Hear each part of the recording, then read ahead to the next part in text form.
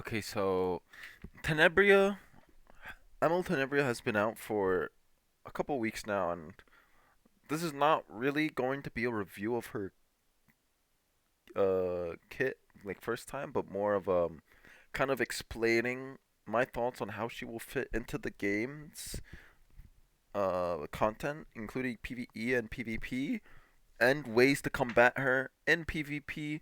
As we may know, she is already broken and causing waves within the RTA community. So let's go into her stats, and we see she's 120 speed, very um high HP and defense, kind of for her thing with attack, but 120 speed with no ignore ER soul burn. This means we're going to spend a lot of resources within effectiveness, and when you're spending a lot of resources into effectiveness, it's going to be really hard to have the speed with it.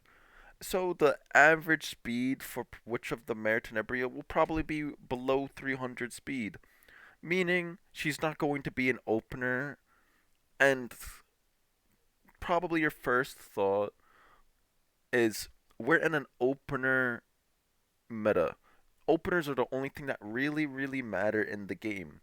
So how does she really fit into the fray? Well, I'll tell you, she loses to these openers, but if she takes a turn, she basically guarantees a win majority of the time. Her kit, as we'll see later on in this preview, traps all enemies in a timeless space beyond the mirror, dispelling 2 buffs before inflicting block for 2 turns and a random debuff for 1 turn.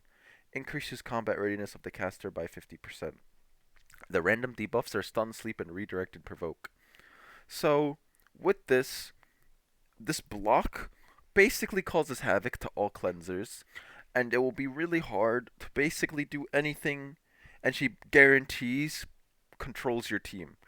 This random debuff being stun, sleep, and redirected provoke, your team is just controlled turn one. Like, what can you do other than to accept your fate?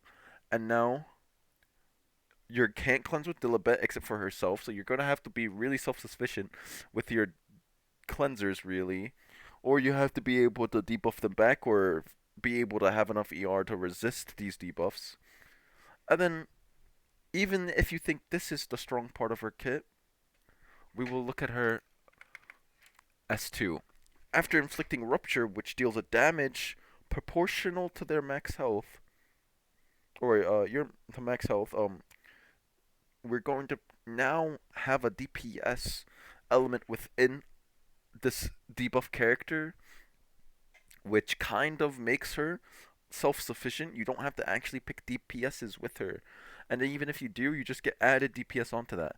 But inflicting restrict for 2 turns, very strong buff. Can't really CR push, so speed is becomes the main thing that's important for taking turns.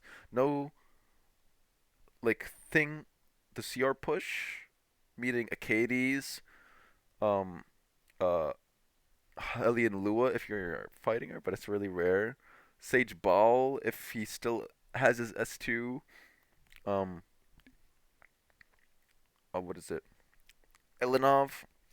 All are not being able to do anything, take turns from getting hit. So they're just tanking all this, and they're just being debuffed heaven. And then now you're dealing with the other 3 units on their team. Very hard to deal with. There's really no answer to her debuffs outside of ER, honestly. No cleansers are really able to deal with her at the moment, which is really like not healthy for the game, and just isn't really cool to experience, especially for newer players. As we know, opener meta and cleave meta is probably the worst metas for any game. It kills fun, it kills experimentation, it kills versatility, it kills variety, and it just doesn't culture a really positive environment. There has to be a balance, and there has been no balance for a couple months now.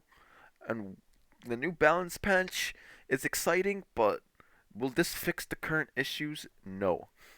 And then as we look at her skill 1, we have random debuff, being poison, decreased speed, decreased defense. So two really good debuffs and one bad debuff. But if you land decreased defense, you basically just win because it triggers a dual attack with the highest attack ally, so you just get a free kill.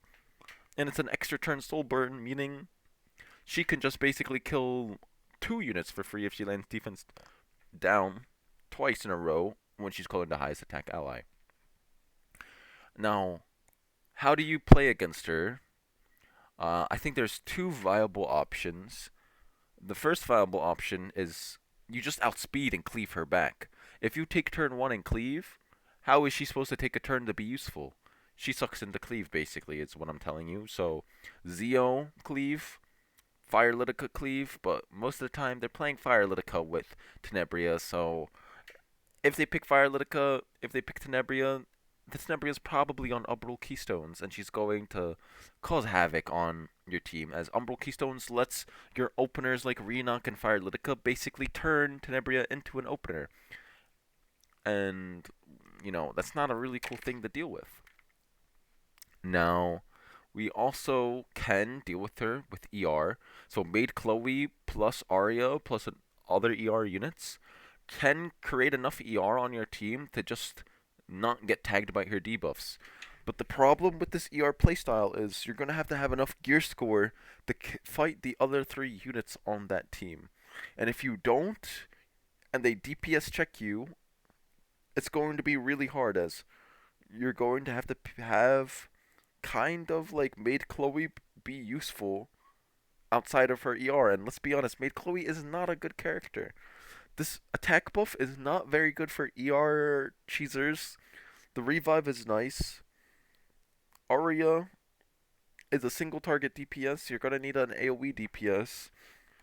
So they're gonna probably recruit the likes of Bellion to be your other soul stopper as well as an ER DPS.